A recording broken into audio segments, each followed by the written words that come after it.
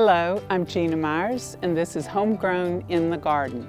Today I'm going to talk about soil testing because a lot of times people will call and ask how much fertilizer or lime should I apply to my garden. Well, there's really no way that I can know that unless they have done a soil test. They will oftentimes do that, but unfortunately they add compost before they actually utilize the results of the soil test. Compost is oftentimes very rich in nutrients, and so that makes the soil test report sort of invalid at that point. So what I always emphasize to people is that if you're going to add compost or you're going to add any materials to your garden, add them and then soil test. And what you'll get from that soil test is information about whether you need to add lime to raise the pH or whether you need fertilizer, nitrogen, phosphorus, or potassium. So how do you soil test? We have an amazing service here in North Carolina with the North Carolina Department of Agriculture and Consumer Services Soil Test Lab. The soil test is free from April 1st through November.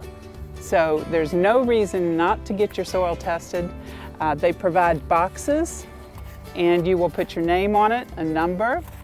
They have an information sheet that you will fill out with your name and address and the number of the boxes. You can put up to 6 samples on it.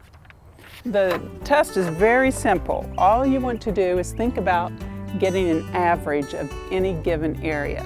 So for this one little garden bed, I would go down, take a scoop, put it in the bucket. Take another scoop, about 0 to 6 inches for a garden bed, 0 to 4 inches for a lawn. And you're going to take them in multiple areas, and then you mix it all together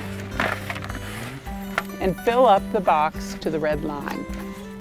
And that's all you have to do for a good quality soil test sample. And then you will submit these to the lab, and during the summer months it's usually about a 7 to 14 day turnaround period.